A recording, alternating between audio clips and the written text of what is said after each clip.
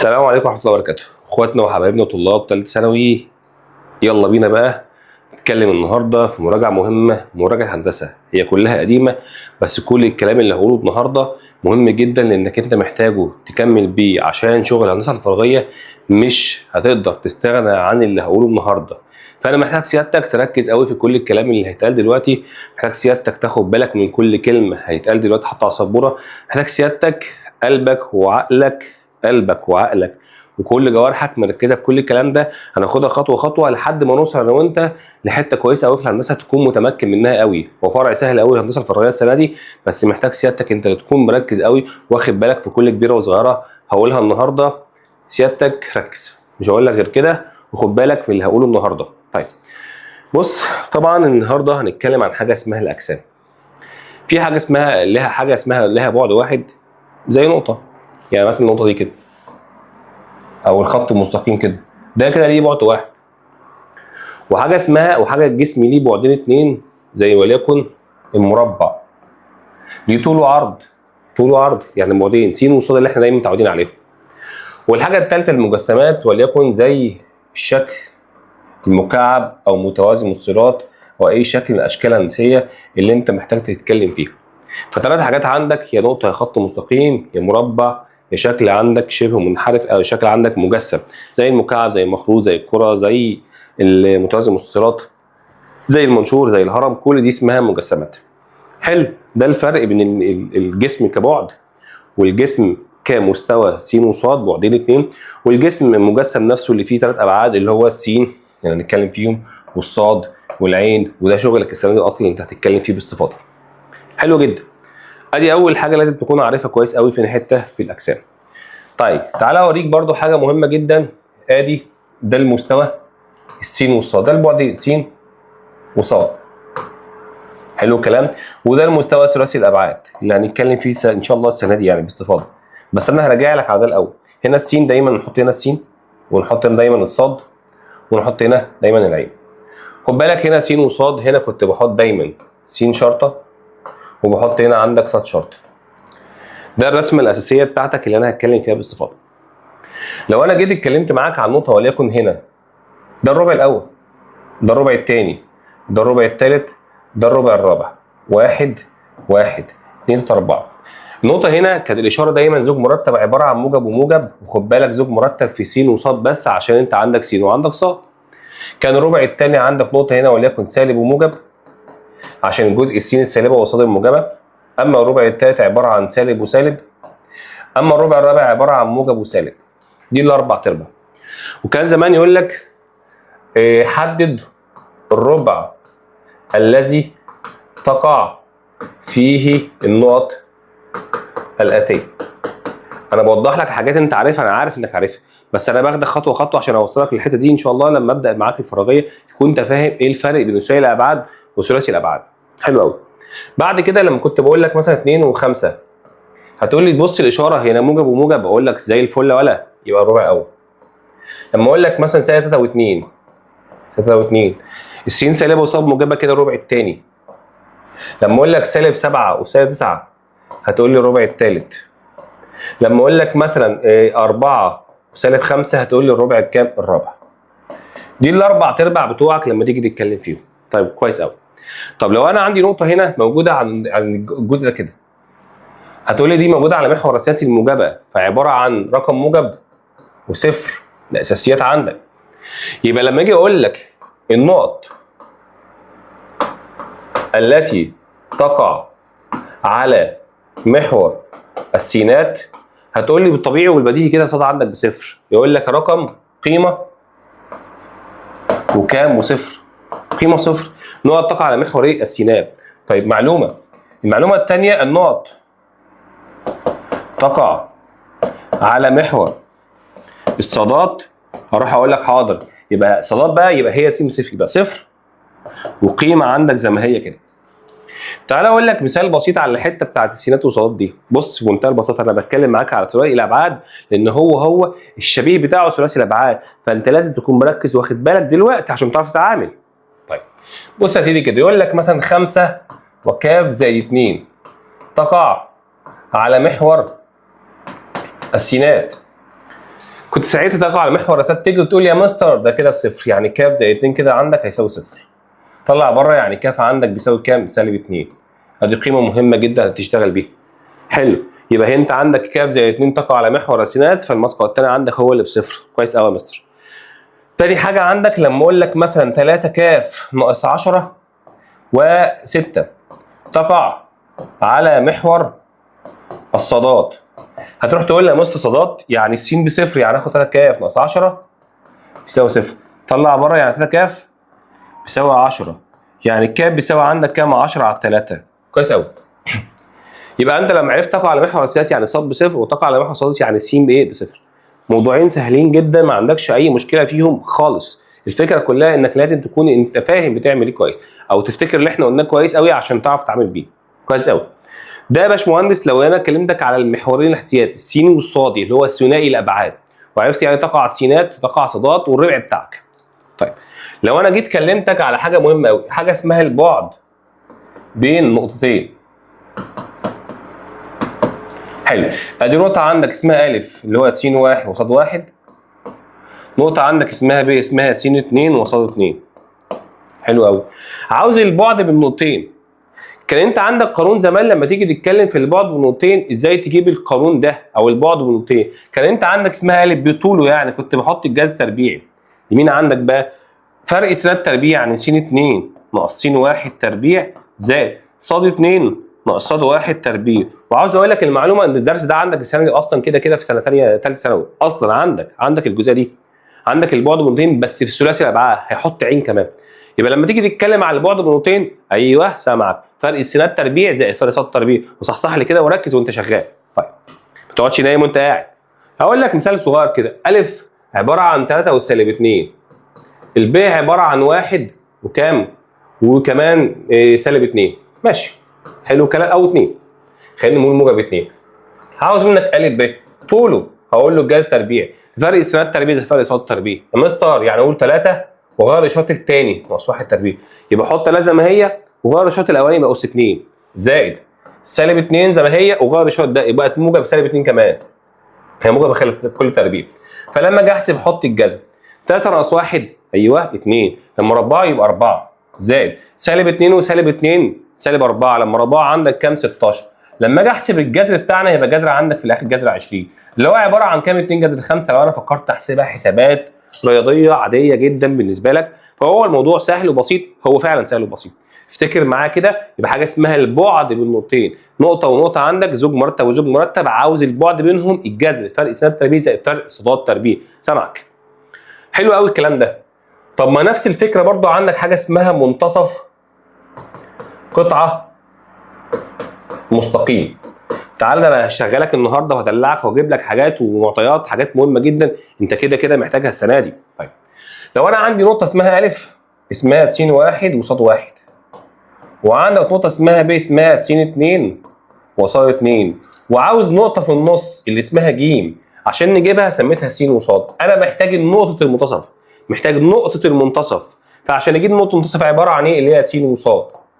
هو عباره عن ايه؟ مجموع السينات، يعني س واحد زائد س 2 على 2 وصاد واحد زائد صاد 2 على 2، يعني عباره عن مجموع السينات على 2 ومجموع الصادات على 2. واضحه وبسيطه؟ واضحه وبسيطه. مجموع السينات على 2 ومجموع الصادات على 2 عشان اجيب نقطه تنصف القطعه المستقيمه. النقطه بتنصف، وبرده عندك السنه دي القانون بس هزود معاها عين. هقول لك مثال صغير عليها وخد بالك وركز فيها كده. لو انا جيت قلت لك النقطه ا 3 وكام و2 وب سالب 1 وكام و6، اوجد منتصف ا ب. واقف عند دي شويه عشان اقول مثال كمان انت تحتاجه كمان. صلوا على الحبيب وعليه الصلاه والسلام. اولا انا اجيب منتصف ا ب هقول له س وصاد. دايما كنت بقول للطالب بتاعي انت عاوز المنتصف فبكتبه س وصاد انت عاوزه، واقول بيساوي اجمع سيناتك وصادك على الاثنين وهنا على الاثنين، اجمع الاول مع الاول 3 وسالب 1 و2 زائد 6. لما اجيب س وصاد يساوي 3 ناقص 1 ب 2 على 2 فالواحد، 2 و6 8 على 2 فهتكمل 4، يعني بقت عندك كام وكام؟ 1 و4 منتهيه وخلصانه خلاص. يبقى النقطه عندك هنا كام وكام؟ 1 و4 لو انت عاوز المنتصف. طب اسمع بقى اللي جايه وركز فيها كده. اذا كانت 3 و5 منتصف أ ب حيث أ 4 و2 فإن ب بيساوي كام؟ الله عليك. الراجل المحترم هنا لما يجي يتكلم في السؤال ده هو مديك المنتصف. ما انا عرفتك دلوقتي وقايل لك يا باشمهندس تعالى اقول لك خد المنتصف واكتبه بره. ايوه اكتب المنتصف نفسها بره اهي، ليها كام وكام؟ عن 3 و5. يلا بينا بقى. طيب انا عندي الف بس ما عنديش ب، طب ما ب انت سميها س وص، سميها زي ما انت عاوز سميها ويلا اشتغل. هقول له 4 زائد س على 2، الاول مع الاول على 2 والثاني 2 زائد الصاد على 2. طب لما اجي اشتغل في السؤال نفسه اعمل ايه؟ يلا بينا بقى. هقول له 4 زائد س على 2 بيساوي 3 و2 زائد الصاد على 2 عندك بيساوي كام؟ 5. مش يلا؟ يلا. يبقى 4 زائد س هيساوي 6 وهنا اضرب مقص، يعني ما ضربت مقص طلع دي بره يبقى س عندك بيساوي كام؟ 2 واضرب مقص برده مقام 1 2 زائد الصاد هيساوي 10 طلع بره الاشاره يبقى الصاد بيساوي عندك كام؟ 8. يبقى ب نفسها 2 و8. وكده وضحت لك الفرق ما بين المنتصف والفرق ما بين البعد بالنقطتين. البعد يجيب لك اطوال لكن المنتصف بيجيب لك بعد بالنقطتين، فكلام مهم جدا عندك جدا جدا جدا جدا. طيب ادي حته مهمه جدا في بدايه الهندسه الفراغيه او في بدايه الهندسه نفسها اللي احنا هنستخدمها كهندسه فراغيه بعد كده. تعالى اقول لك على نقطه مهمه جدا وحته مهمه جدا، خواص الاشكال الهندسيه. خواص الاشكال الهندسيه. وعاوز من سيادتك يا فندم تحفظ كل شكل وخواصه عامل ازاي. صلى على الحبيب بقى وركز معايا. طبعا المتوازي اضلاع، واحد متوازي اضلاع أ ب ج د، يعني نقول ابو الاشكال او جد الاشكال الهندسيه اللي فيه الخواص بتاعته تنطبق على كل الاشكال الهندسيه، لكن في خواص ثانيه هحفظك بعض الحاجات المهمه اللي انت محتاجها. طيب مبدئيا انت عارف كويس قوي كل ضلعين متقابلين متساويين ده بيساوي ده وفي نفس الوقت بيوازوا بعض. كل ضلعين متقابلين متساويين ومتوازيين معلومه، ودور نفس القصه، يعني ا ب قدام د ج متساوي بعض ويوازوا بعض. تاني حاجه القطرين عندك مالهم دلوقتي؟ القطران ينصف كل ما اخر والقطران مش متعامدين، ركز ينصف كل ما اخر بس، يعني ده كده بيساوي ده وده كده بيساوي ده، فدي معلومه مهمه جدا. فهنا الخواص المهمه الاساسيه اللي عندك قلت لك خلاص وضحتها لك. حلو. تاني شكل عندك المستطيل.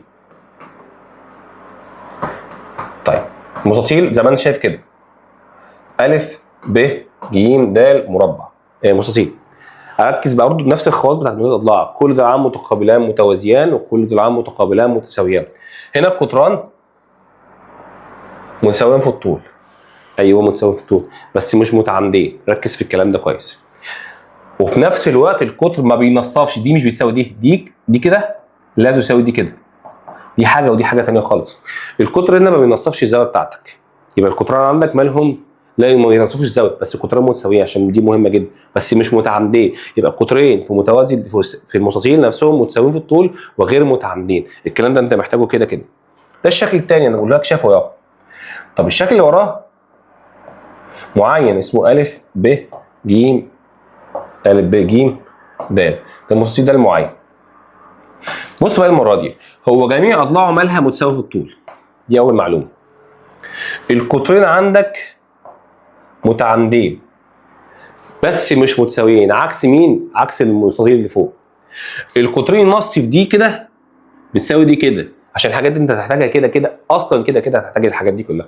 يبقى القطرين عندك هنا مالهم؟ متعامدين بس مش متساويين. القطرين عندك مالهم يا باشمهندس؟ متعامدين بس مش متساويين. الاضلاع كلها متساويه في الطول. القطرين بينصف في زاويه الراس، يعني دي كده كمان تساوي دي كمان، كده زي الفل وجميل وحلو جدا. كلام جميل. الحاجه الثالثه كمان باشمهندس المربع، وضاف عنده شويه بقى اسمه أ ب ج د. المربع بياخد الخواص كلها اللي هنا، اضلاع كلها متساويه زي ما انت شايف كده، الاضلاع دي كلها متساويه. حلو الكلام. القطرين متساويين، ده بيساوي ده، يعني ده كده بيساوي ده كده. القطرين متعامدين والقطران ينصف زاويه الراس بيساوي 45 درجه، هنا 45. ده كلام منتهي. المربع بيعمل كده لكن المستطيل لا، هاخد بالك من المعلومه دي. يبقى المربع كل حاجه هنا وهنا وهنا بقت هنا في المربع. عاوز اقول لك حاجه مهمه جدا، طول طول القطر نفسه بيساوي الضلع في جذر 2. المعلومه دي انت هتحتاجها فوق ما انت متخيل يعني. الضلع في جذر 2، طول القطر بيساوي الضلع في جذر 2، طول القطر بيساوي الضلع في جذر 2. الكلام ده مهم جدا، لازم تاخد بالك منه كويس قوي، وعينك وراسك وعقلك كلها متركزه فيه، وخد بالك من السؤال ده. يبقى انت عندك هنا طول القطر بيساوي ايه؟ الضلع في جذر 2. يبقى انا اتكلمت معاك دلوقتي في خواص المربع وخواص المستطيل وخواص المعين وخواص مين يا باشمهندس؟ متوازي الاضلاع. فالكلام ده كله واضح ومهم، ولازم عينك وعقلك وقلبك مركز فيه واخد بالك منه. طيب كويس يا مستر. عندك كمان شبه المنحرف. شبه المنحرف طبعا ضلعين متوازيين، هنا ألف ب ج د، ده بيوازي ده خلاص. كل ضلعان متقابلان متوازيان ما عندكش أي مشكلة فيه، بس الشرط القطران متساويان، فدي مشكلة ما عندكش مشكلة فيها خالص. لكن اللي أنا برضو عاوز أتكلمك فيه شوية وخد بالك منه بقى، لو شبه منحرف متساوي الساقين، فطبعا زي ما انت شايف كده هنا ألف ب ج د، ده الساق دي بيساوي الساق دي، وده بيوازي ده. ولو نزلت اعمده كده عموديه والقاعده اللي فوق دي بيساوي القاعده اللي تحت دي، ما عندكش مشكله فيها خالص. شبه منحنى مساوي الساقين، والزاويه دي بتساوي الزاويه دي. المثلثين دول مثلثين متطابقين، ده لو بيتكلم معاك على شبه منحنى متساوي الساقين. طيب معلومه مهمه جدا، ومعلومه خد بالك منها كويس قوي. المعلومه رقم 3 برضو، الشكل السداسي المنتظم. ده بالذات انا محتاجه شويه بامانه يعني. لو انا خدت بالي من الشكل ده كده، انا بكلمك عن منتظم الف ب ج د ه و.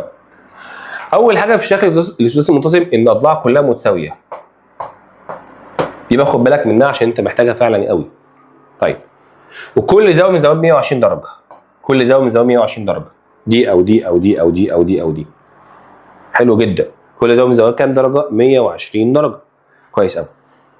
الحاجه الثالثه كمان الاضلاع كلها مساويه، كل زاويه من زوايا 120 درجه، الكلام ده مفروغ منه منتهي منه اصلا.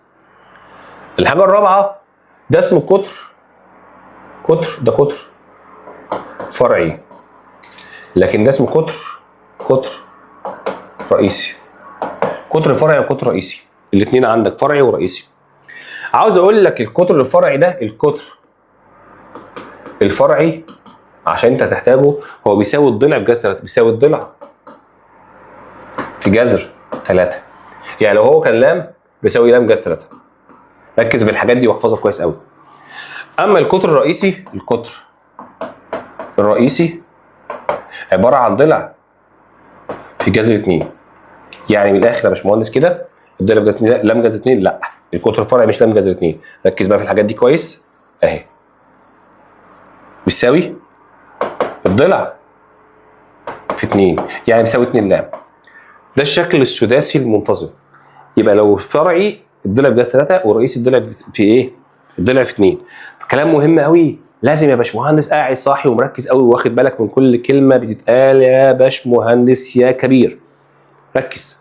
طيب كده بالنسبه لمين يا باشمهندسين؟ لبعض الاشكال الهندسيه اللي انت محتاجها ضروري. طيب بعد كده لو انا فكرتك بحاجه صغيره انت عارفها كويس قوي، المثلث ده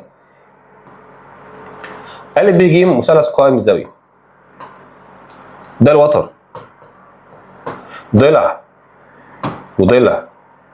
حلو. فلما كنا بنتكلم على نظريه فيثاغورس فكنت تقول لك ان الوتر ا ج اس 2 هيساوي ا ب تربيع زائد ب ج تربيع. فالضلع الوتر تربيع، فبيساوي الضلعي قايمه تربيع، الضلع الاول تربيع زائد الضلع الثاني تربيع. ده لو كان بيتكلم معاك يا باشمهندس في مين حته؟ في المثلث قائم زاويه فيثاغورس. تعالى بقى الحته المهمه جدا اللي دايما بننساها وعليك كتير قوي وانت هتحتاجها السنه دي جدا جدا. انا بقول لك محتاج، فانا بقول الكلام ده انت محتاج، فانت عرفت فيثاغورس.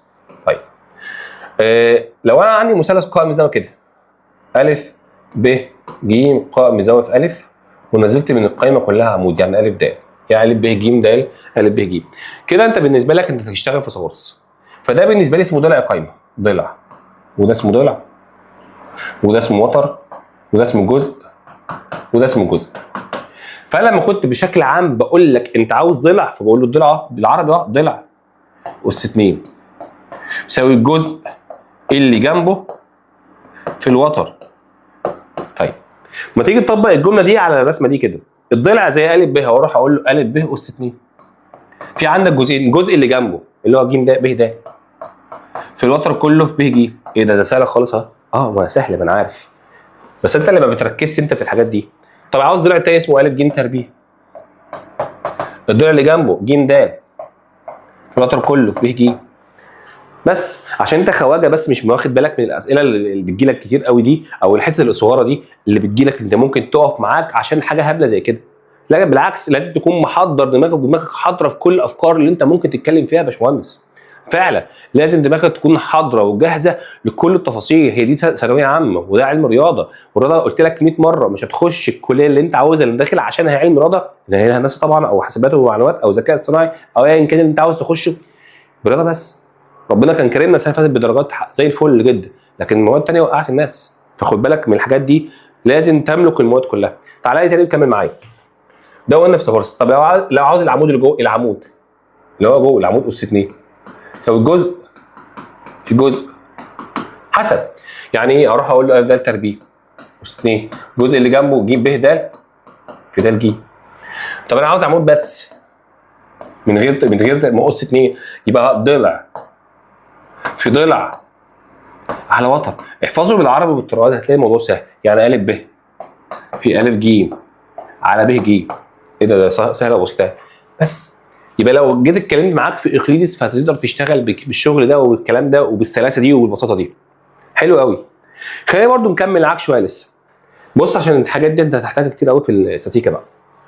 لو انا عندك مثلث قائم الزاويه ا ب ج ا ب ج، ورحت قايل لك يا باشمهندس انت عندك الزاويه دي وليكن، عندك الزاويه دي وليكن سيتا، سميتها سيتا. هروح سائلك سؤال، وده انت عندك وتر ا ب عاوزه، ده اسمه مقابل بالنسبه لايه؟ بالنسبه لزاويه سيتا دي، واسمه مجاور بالنسبه لزاويه سيتا. انا عاوز ا ب، فمن الاخر كده عشان ما توجعش قلبك كتير وتقعد تصيط نفسك كتير، انت عاوز ا ب، فبالنسبه لزاويه اسمه مقابل، فانت عاوز ا ب المقابل تقول لي الوتر في جا سيتا. خلصانه؟ ده اسمه مقابل لو انت عاوز المقابل. الكلام ده تحتاجه رسمي اصلا. طب لو انت عاوز ب ج اللي هي المجاور، هتقول لي الوتر في جتا سيتا. يبقى المقابل الوتر في جا الزاويه، المجاور بقى الوتر في جتا الزاويه. يبقى انا عاوز مقابل الوتر في جا الزاويه، عاوز مجاور وتر في جتا الزاويه. كلام زي الفل، انا محتاجه. طب تعالى اقول لك ازاي. لو انا عندك مثال اهو، ده وليكن 10 سم، وانت عندك هنا ا ب ج، وانت عندك الزاويه دي وليكن يا اخي 70 درجه. انا عاوز ا ب، حاضر. هقول له ايه؟ الوتر 10 في جهه 70، عاوز ب ج الوتر 10 بس في جهه 70. حسب سؤالك بتروح وبتشتغل. كلام منتهي. كويس. تعال نشوف اللي وراه. تعال بقى اقول لك يا باشمهندس بقى على بعض الحاجات المهمه قوي في المثلث، وركز كده بالظبط. المثلث بتاعنا الحلو ده، طبعا انت عارف المثلث وانواعه متساوي الساقين ومختلف الساقين والحاجات الحلوه دي، لكن انا هتكلم معاك في نقطه مهمه جدا. لو كنت عندك مثلث وده متوسط يعني خرج من راس الزاويه بتاعتك اللي فوق وعدى على منتصف القطعه اللي تحت اسمها ج، فالنقطه اسمها مين؟ اسمها نقطه تلاقي متوسطي المثلث.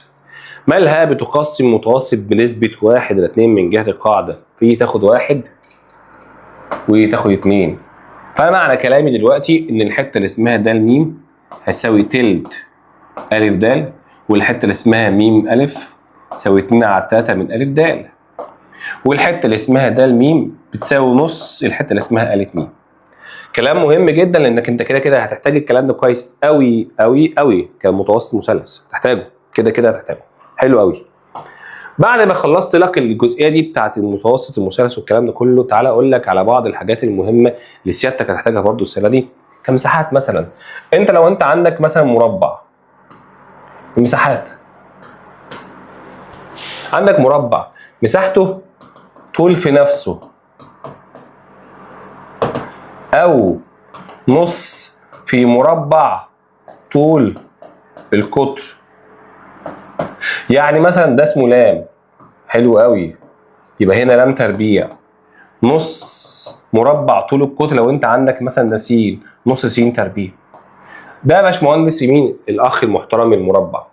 ده المربع. اول واحد المستطيل، الناس كلها عارفاه، المستطيل. المساحه طول في عرض. بسيطة. طب المعين عشان مهم جدا واكتر حاجة تشتغل بيها ا ب ج د، ده المعين. مساحته يا باشمهندسين نص في حاصل ضرب القطران. نص في حاصل ضرب القطرين. يبقى المربع عرفناه، المستطيل فهمناه، المعين ادي القطر الاولاني وادي القطر الثاني، لام واحد وده لام اتنين، نص في لام واحد في لام اتنين. كلام زي الفل جدا لحد دلوقتي في الحته في المساحات في الاشكال الانسيه اللي انت عارفها والكلام اللي انت عارفه ده. طب لو شبه منحرف عندك، هنا مثلا شبه منحرف ده ارتفاعه، دي قاف واحد ودي قاف اتنين ودي لام، هو عباره عن مساحته نص مجموع القاعدتين المتوازيتين في الارتفاع. يعني نص قاف واحد زائد قاف اتنين في لام. كلام منتهي جدا. يبقى مساحة مربع مستطيل معين شبه منحرف. كويس جدا. حلو. ما عندكش مشكلة. الحاجة بقى المهمة جدا المثلث. واقف شوية عند المثلث كده واتكلم معاك فيه. المثلث ده احنا قلنا كذا حاجة فيه. واحد، مساحة نص القاعدة في الارتفاع. ادي اول معلومة لازم تاخد بالك منها، ده مساحة المثلث. اتنين، نص في حاصل ضرب ضلعان في جيب الزاوية المحصورة بينهما. داخل كده؟ لا لسه فيه. اقول لك، لو انت كمان بتتكلم على المساحة كان في عندك قانون غير ده اللي هو قانون صيغة هيرون، اللي هو انت كنت بتجيب الحاء حاء كده، فحاء ناقص ألف شرطة، فحاء ناقص ب شرطة، فحاء ناقص ج شرطة. فكرك بحاجة هنا مثلا وليكن ألف شرطة ب شرطة ج شرطة، حيث حاء يساوي النص في المحيط. حيث حاء نص المحيط، هتجيب المحيط تجمعهم كلهم وتقسمهم على 2، فجبت حاء وحط حاء واكتب 4 حاجات، حاء ناقص ألف شرطة، حاء ناقص ب شرطة، حاء ناقص ج شرطة. ال4 حاجات تكتبهم تحت الجذر انت خلصت السؤال. كلام كويس قوي مهم جدا لازم تاخد بالك منه. في حاجه رابعه بقى انتوا ناسيينها كتير، بس دي عاوز واحد ذكي قوي، بس هي كانت في اولى ثانوي. لو هو كان مثلا مديك الف، بص يا سيدي كده اعملها لوحدها.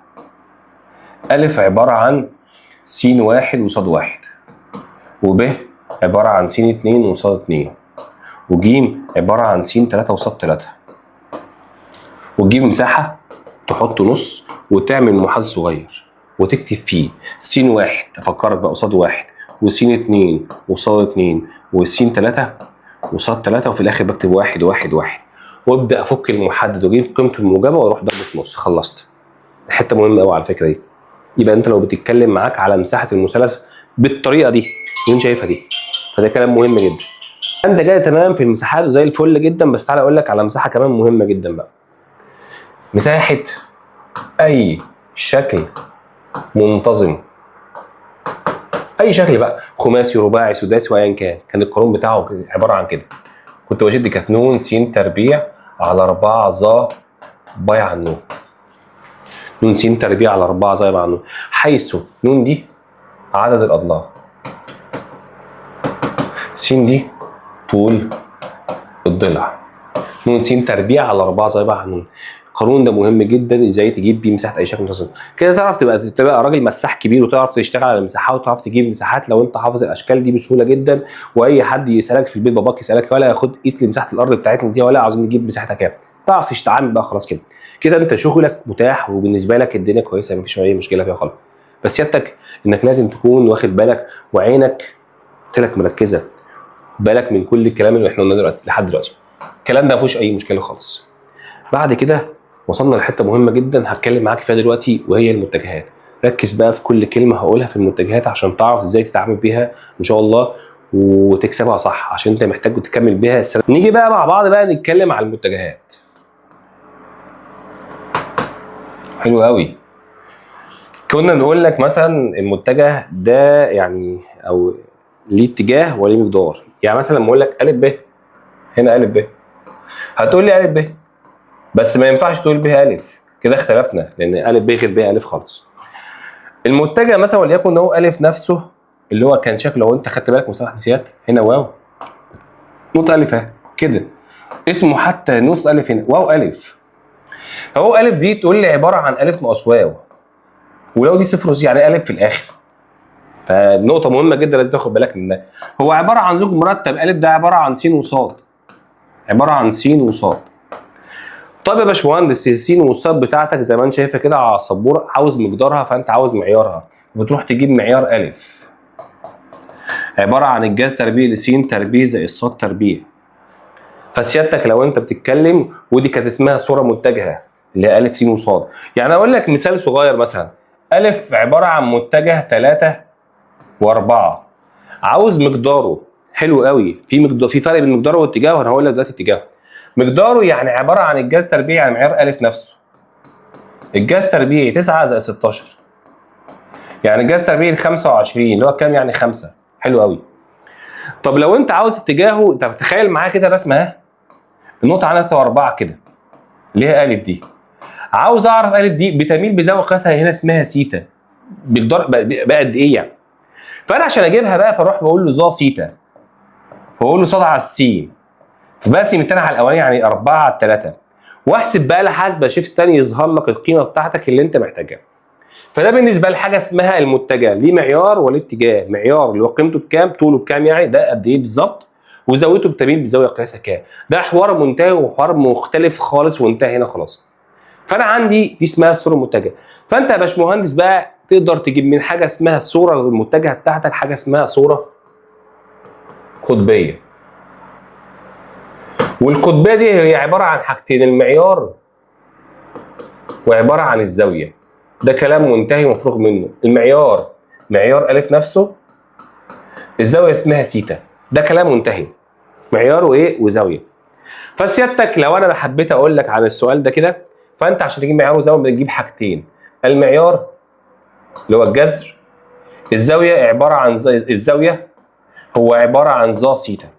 فانا سيادتك زي ما قلت لك من شويه، لو انا قلت لك مثلا عاوز منك الف متجه عباره عن 5 و5 جاز 3، عاوز من سيادتك يا باشمهندس صوره قطبيه، عاوز صوره قطبيه.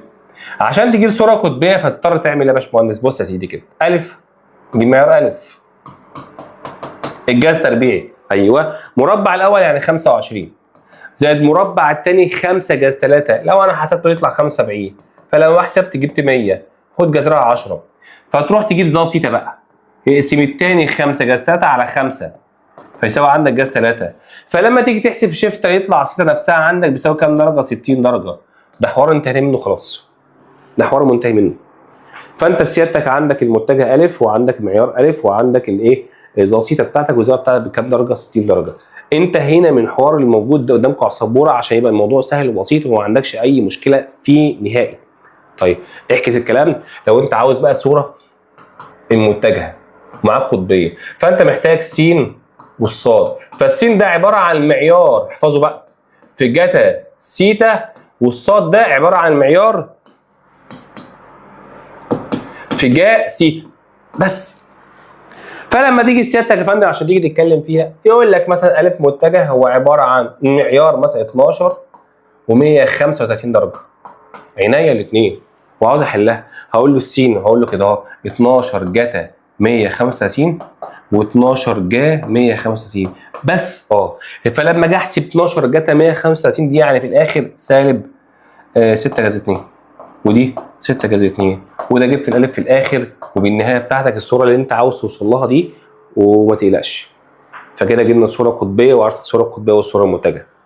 طيب مستر بعد اذنك في عندك حاجه اسمها متجه الوحده، هحتاجه على فكره. هو متجه معياره بيساوي 1. يلا اقعد صحصح كده ومركز يالا عشان تشوف انت بتعمل ايه كويس، وخد بالك من كل كلمه. ولا تعالى بقى، يعني مثلا لو انا عندك الف هو عباره عن س وصاد في متجه الوحده، يعني الجذر تربيعي لس تربيع زائد صاد تربيع المفروض بيساوي 1. يعني زي مثلا الف، بص يا سيدي، 1 وصفر او صفر وواحد او سالب 1 وصفر او صفر وسالب 1 او جذر على 2 ونص. حلو الكلام.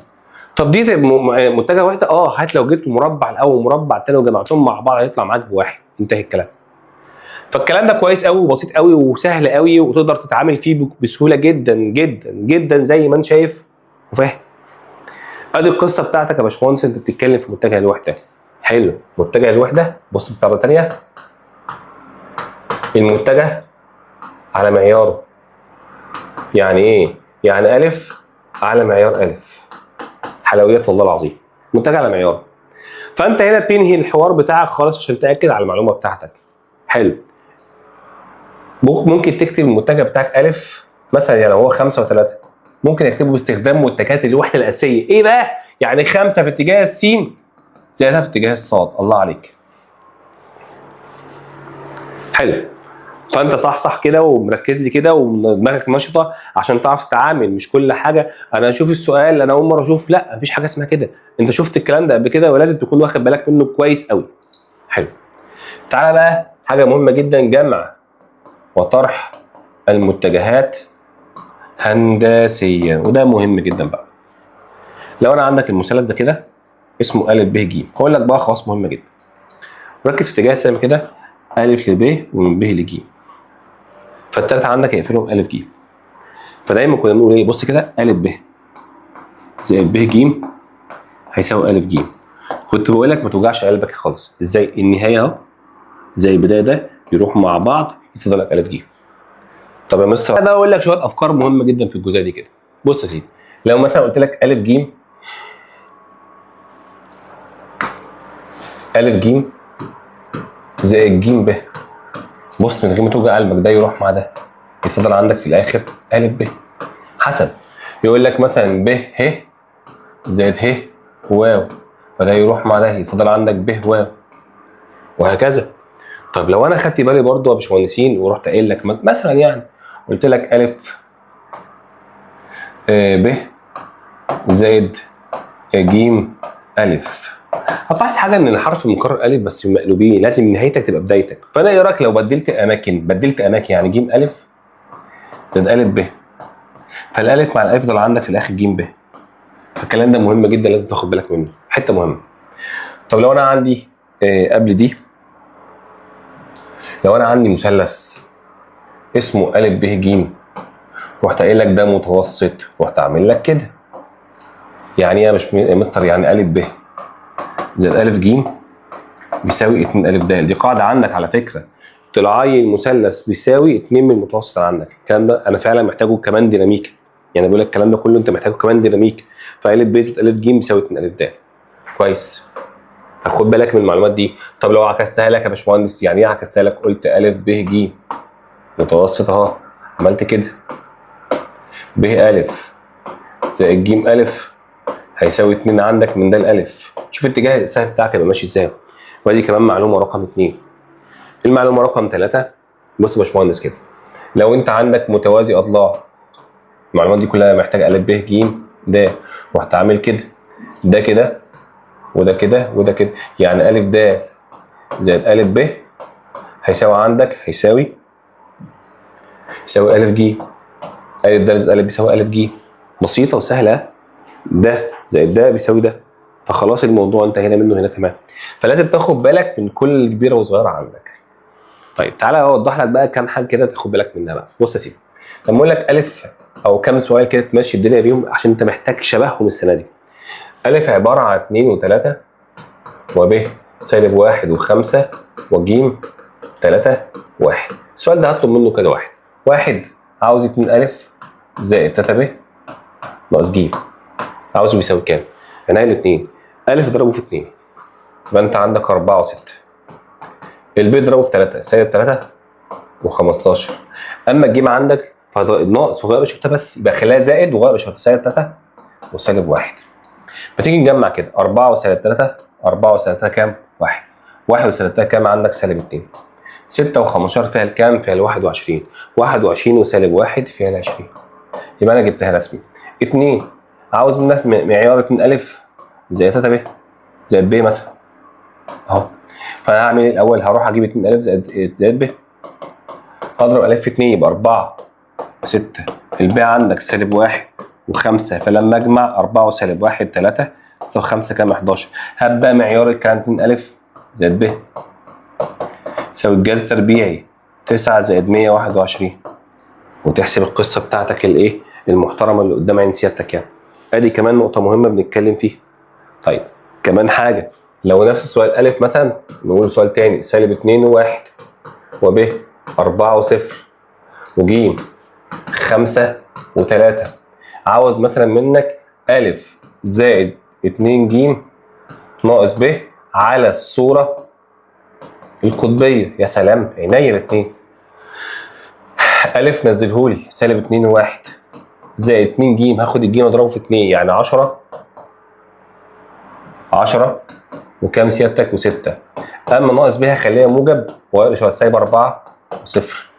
وتعالى جمع كده، سالب 2 زائد 10 فيها 8 8 وسالب 4 4 1 6 7 7 يبقى 7.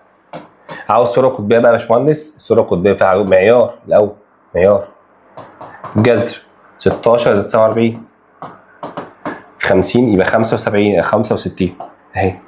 طب الزاويه بقى زاويه سيتا، اقسم 7 على 4 وقول شيفتان، هيطلع لك في الاخر الزاويه بتاعتي يبقى رقم جذر 65، والزاويه سمستر يطلع لك باي رقم ان كان عندك. دي القصه بتاعت سيادتك اللي يا فندم اللي انت محتاج تتكلم فيه، محتاج اوضح لك نقط فيها مهمه، فخد بالك من الكلام اللي قدامك على السبوره عشان لو انت احتجت تتكلم فيه او تتعامل فيه بعد كده تعرف ان شاء الله تدوس كويس قوي في المنهج بتاعك. انت بتاخد الكلام ده كله عشان تعرف تشتغل كويس قوي في المنهج بتاعك. احنا بنأسس علشان لما تيجي ربنا يكرمك ان شاء الله وتشتغل على الاوضاع دي او الشغل بتاع جوه السنه، يبقى دماغك مركزه في كل كبيره وصغيره علشان ربنا يكرمك جوه السنه باقصى ما تتخيل. اشوفكم على خير الحصه اللي جايه رسميه جوه المنهج بتاعنا ان شاء الله. السلام عليكم.